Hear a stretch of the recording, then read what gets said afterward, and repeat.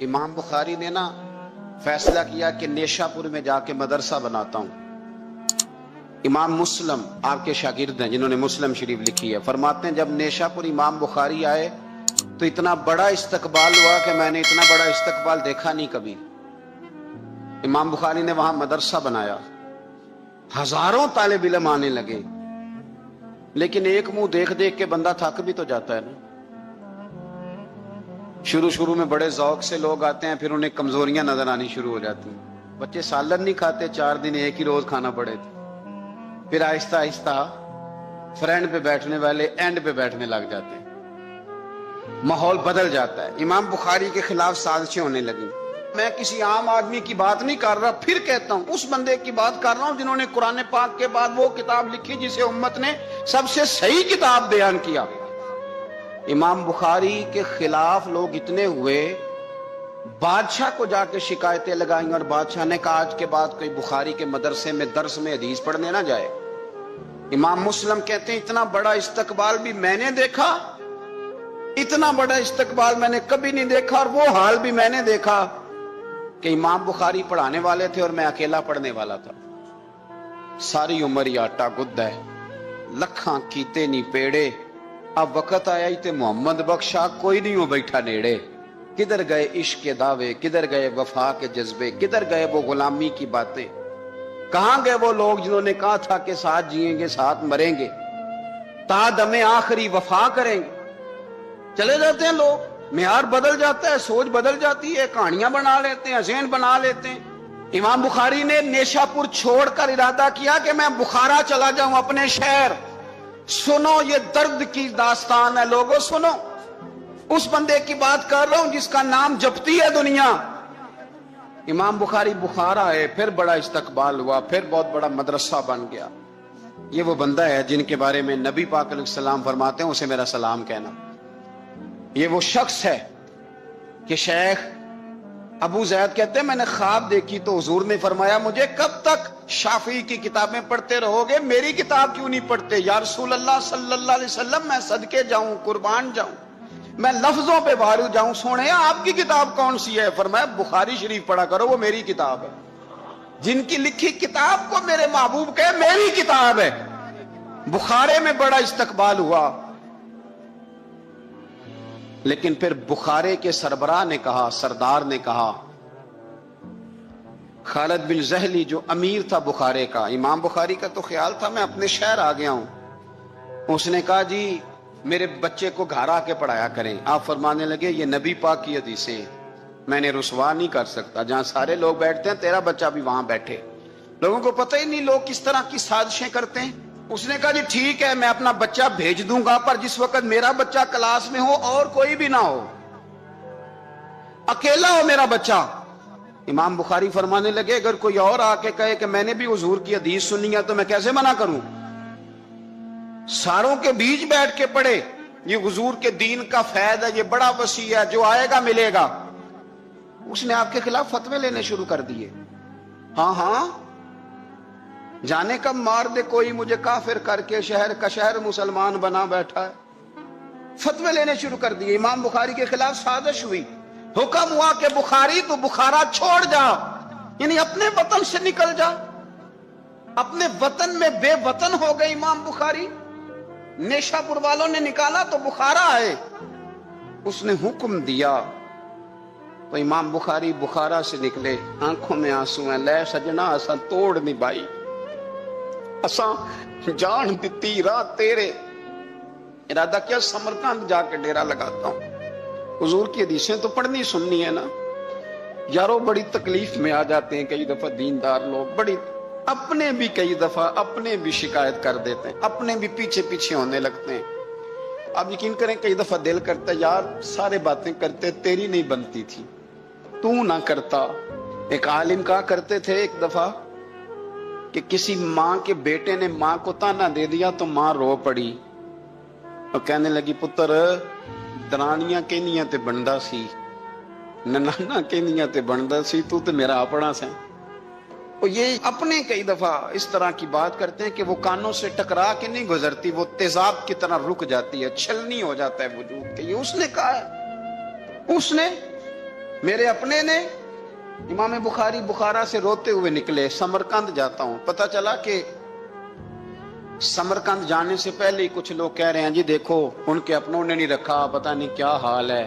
امام بخاری رستے میں ایک چھوٹی سی بستی تھی خرتنگ، وہاں رک گئے۔ سنو یارو، پھر کہتا ہوں اس بندے کی بات سنا رہا ہوں جو اس امت کو سب سے قیمتی کتاب دے گیا۔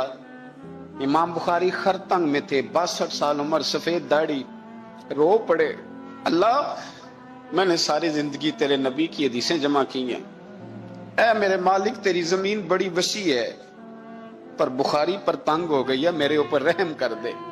امام بخاری نے وہاں دعا فرمائی، دوپہر کو دعا فرمائی، شام کو بیمار ہوئے، رات کو وصال ہو گیا۔ لے او سجنا اساں توڑ نہیں پائی تے جان دتی رات تیرے، مجھے کہہ لینے دیں بے قدراں کچھ قدر نہ جاتی، او کیتی خوب تسلی ہو، دنیا دار پجاری زر دے کتے آندے گل ٹلی ہو، او بک بک روسن اکھیاں تکیو ویکھ حویلی کلی ہو، تے کوچ نصیر اساں جدوں کیتی پھر پہ جانی تھرتھلی ہو، اور میرے مرنے پہ ہر سو شور مچ جائے گا، دیکھو گے کہنے الوداع سرکار خود تشریف لائیں گے۔ ایک بندہ کہتا میں نے رات کو خواب دیکھا کہ نبی پاک صحابہ سمیت کھڑے ہیں، کسی کا انتظار ہو رہا ہے۔ میں نے عرض کی سونیا میں قربان جاؤں، یہاں کیوں کھڑے ہیں؟ تو فرمایا بخاری آ رہا ہے۔ دنیا والے بھول جائیں پر جن کی بندہ نوکری کرے وہ کیسے بھول جائیں؟ اور ویسے بھی اگر مالک کو پتا ہو نا میرا خادم ٹھیک ہے، مالک اور غلام کا تعلق مضبوط ہو تو دنیا جو مرضی کہتی پھرے۔ میرا آپ سے مشورہ ہے کبھی بھی دین کے لیے کچھ کرو تو بندوں سے نام نیکی کی امید نہ رکھنا، اگر آپ کو اجر لینا ہے تو رب رسول اجر عطا کریں گے۔ وہ شخص کہتا ہے میں نے اٹھ کے دیکھا، میں نے اٹھ کے صبح پتہ کیا تو وہ وہی وقت تھا جب مجھے حضور کی زیارت ہوئی جس وقت امام بخاری کا انتقال ہو گیا۔ لوگوں نے آپ کو دفن کیا تو قبر کی مٹی سے خوشبو آنے لگی، لوگ تبرکن مٹی لے جانے لگے۔ سمرقند کے لوگ بارش نہیں ہوتی تھی، قحط پڑ گیا، سارے کٹھے ہو کے امام بخاری کی قبر پہ گئے تو اللہ نے بارش عطا فرما دی۔ اتنا بڑا آدمی لیکن بے قدراں کچھ قدر نہ جاتی۔ دو باتیں آپ نے اس گفتگو سے یاد رکھنی ہے، ایک تو بندوں سے اجر کی امید نہ رکھیں، یہ چھوڑ دیں کہ بندے واہ واہ کریں گے تو میں نے کام کرنا۔ آپ غریب کی مدد بھی کریں، آپ نیکی بھی کریں، آپ خیر بھی کریں، اداروں سے، مسجدوں سے، مدارس سے بھی پیار کریں، لیکن واہ واہ کی توقع بندوں سے، اور اگر رب اور رسول نے ایک دفعہ بھی واہ واہ کر دی نا تو پھر واہ بلے بن جائے گی، پھر کیا بات ہے۔ اور ویسے بھی جڑیاں گڈیاں آپ ہی اڈیاں او نہ چڑھن اونچائیاں، وہی گڈیاں اونچیاں اڈیاں جڑیاں سائیاں آپ چڑھائیاں۔ اس لیے ایک بات تو یہ کہ اجر اللہ رسول سے امید، اور دوسری بات یہ یاد رکھ لیں کہ سونا وہی ہے جو سونے کی باتیں کرتا ہے، میٹھی بات اسی کی ہے جو مدینے والے کی حدیث بیان کرتا ہے۔ سرکار کی باتیں یاد رکھیں، سرکار کی باتیں کریں۔ یہ تلخ وقت چل رہا ہے، کڑوا وقت ہے، پر یارو باتیں میرے نبی کی یاد کرو، ان میں بڑا ہی مزہ ہے۔ اللہ تعالیٰ امام بخاری کے درجے بلند کرے اور اللہ تعالیٰ ہمارے حال پہ رحم کرے۔ کبھی 10 منٹ عادت ہو جائے نا دعا مانگنے کی علیحدہ سے رات کو، حضور نے فرمایا جو فرض نماز کے بعد دعا مانگے اللہ اس کی قبول کر لیتا ہے۔ نبی پاک صلی اللہ تعالیٰ علیہ وسلم نے فرمایا اللہ مسافر کی دعا قبول فرماتا ہے۔ حضور نے فرمایا اللہ مظلوم کی دعا قبول فرماتا ہے۔ حضور نے فرمایا بیمار سے دعا کراؤ اللہ اس کی دعا قبول فرماتا ہے۔ میرے نبی پاک نے فرمایا ماں باپ جب بھی اولاد کے لیے ہاتھ اٹھائیں، ویسے تے بلے شاہ تو آسمانی اڑدیاں ہی پھڑ دیں، جڑا گھر بیٹھا انہوں پڑھے ہی نہیں۔ حضور فرمانے لگے ماں باپ جب بھی اولاد کے لیے دعا فرمائیں اللہ ان کی دعا کو قبول کرتا ہے۔ آپ اپنا تعلق بنائیں دعا کے ساتھ، عبادت کے ساتھ، مصلی کے ساتھ رشتہ بنائیں، استغفار پڑھیں۔ صلاح الدین ایوبی صلیبی جنگوں میں تھے، رات کو مسجد اقصی میں نماز پڑھی تو پریشان تھے۔ ایک بزرگ سے ملاقات ہوئی تو وہ کہنے لگے کہ آپ بڑے پریشان ہیں۔ کہنے لگے حضور پریشان اس لیے ہوں کہ پہلے ہی مسلمان کمزور ہے، اب میں نے سنا ہے دشمن کا ایک بحری بیڑا وہ جنگی سامان سے بھرا ہوا آ رہا ہے، تو اب ان کے پاس اور تلواریں اور نیزے آ جائیں گے، مسلمانوں کے پاس پہلے ہی وسائل کی کمی ہے، परेशान हो, किस तरह करके मुकाबला करेंगे? ये बात कहते ही सलाहुद्दीन अय्यूबी ने बुजुर्गों से कहा, हुजूर आप भी दुआ करना, दुआ की बड़ी ताकत है। मेरे नबी पाक ने फरमाया, दुआ मोमिन का हथियार है, दुआ मोमिन का। हुजूर ने फरमाया, तकदीर को सिवाय दुआ के कोई चीज नहीं बदल सकती। दुआ मोमिन का हथियार है, ये काफिर के पास कोई नहीं, ये हथियार है मोमिन का। अल्लाह करे आपको समझ आए। फिर सुने, कई बार कह चुका हूं, ये हथियार है। काफिर के मुकाबले में जो तेरे पास सबसे बड़ा हथियार है वो दुआ है। दुआएं करानी छोड़ दी, करनी छोड़ दी, लेनी छोड़ दी। हजरत सैयदना अनस बिन मालिक रदी अल्लाह तआला अन्हु फरमाया करते थे, मैंने वो रंग देखा है जब हुजूर दुआ मांगते थे और हुजूर की मुकद्दस आंखों में आंसू भी साथ ही बहा करते थे। मैंने वो अंदाज देखा। तो सलाहुद्दीन अय्यूबी बुजुर्ग से कहने लगे, आप भी दुआ कीजिए, और खुद रोने लगे और सर सजदे में रख के रोने लगे और इशा से लेकर फजर तक रोए, खूब रोए। सुबह वो बुजुर्ग आए तो सलाहुद्दीन अय्यूबी का खूबसूरत और हंसता हुआ चेहरा देखा।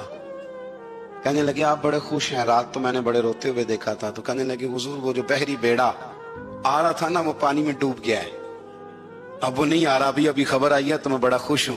बुजुर्ग कहने लगे, उठ सीने से लग और सुन एक बात, वो बहरी बेड़ा पानी में नहीं डूबा, वो तेरे आंसुओं में डूब गया है। वो जो तू रात रोया है ना रब करीम की बारगाह में, तो वो डूब गया है। भाई अपना मुसल्ले का, इबादत का, वसाइफ का, अल्लाह अल्लाह का सिलसिला उसको मजबूत करें, अपनी दुआओं के ताल्लुक को मजबूत करें। दुआएं बड़े इनकलाब बर्पा कर देती हैं। हम थोड़े थोड़े ना जब से खुश्क हुए हैं ना, खुश्क, और मेरी तो जमात ही सूफिया की जमात थी। हम तो दाता अली अजमेरी की जमात से, हम तो ख्वाजा अजमेरी की जमात से, हम तो शेख अहमद फारूक सरहंदी की जमात से, हम तो सूफिया की जमात। हमारी जमात ने भी वो ताल्लुक जो हमारे बुजुर्गों ने बनाया था। बुजुर्ग अल्लाह के करीब कैसे जाता है? तो हमारे यहाँ ना बहुत सारे लोग कहते हैं जी नजर हो गई तो काम हो गया। भाई जो बुखारी मुस्लिम में तरीका है ना अल्लाह का कुर्ब पाने का, वो तो नफल है। नबी करीम अलैहिस्सलाम ने फरमाया, बंदा नफलों के जरिए रब के करीब जाता है और इतना करीब जाता है कि फिर अल्लाह उसकी जुबान बन जाता है, अल्लाह उसकी आंखें बन जाता है, कान बन जाता है, हाथ और पैर बन जाता है। तो ये तो इबादत है, ये तो अल्लाह की बारगाह की हाजिरी है जो आपको अल्लाह के करीब करेगी। तो नमाज को अहमियत दे के अदा करें, नमाजें मोबाइल बंद करके अदा करें। लेकिन ना कुछ लोग कहते हैं मुझे टाइम नहीं मिलता नमाज का, तो मैं कहता हूँ ये आपने बड़ी जुर्रत की बात की है। मुझे को मेरा पीर भाई कह देना मेरे पास टाइम नहीं आपको मिलने का, तो मैं कहता हूँ आज के बाद आना ही ना। तू क्या समझता है, तू बहुत बड़ा आदमी है, तेरे पास टाइम नहीं है और हमें मिलने का टाइम, मौज कर। आपने अल्लाह रसूल को कह दिया टाइम नहीं। और अजीब फलसफा है ना, कहा जाए नमाज पढ़ने आओ तो कहते हैं कपड़े ठीक नहीं, और कहा जाए कि आओ जरा दावत पे चले तो कहते हैं 1 मिनट ठहर मैं कपड़े बदल के आया। नमाज के लिए कहा तो कहते ठीक नहीं, दावत के लिए कहा तो कहते मैं जरा तैयारी कर लूं, यूं जाना मुनासिब नहीं। मामला ठीक नहीं। रब तो फरमाता है कि जब तू मस्जिद में आ तो जीनत इख्तियार करके आ, खूब ज़ौक से दुआ मांगे, खूब शौक से नमाज पढ़े, खूब इस्तिगफार का मिजाज बनाए। आप लोगों के बीच रह के सुख हासिल करना चाहते हैं, लेकिन आपको पता है कई कई महीने गारे हिरा में रहना भी मदीने वाले महबूब का तरीका है। हर साल एतिकाफ बैठना अलग से, ये भी हुजूर का तरीका है। मस्जिद नबी के अंदर दरवाजा खुलता था नबी करीम का, पर घर के अंदर नफल पढ़े नबी पाक। और हुजूर फरमाते हैं कुछ नफल नमाज घर में भी पढ़ा करो, घर को कब्रिस्तान न बनाओ, हमारा घर अल्लाह के जिक्र से आबाद होगा।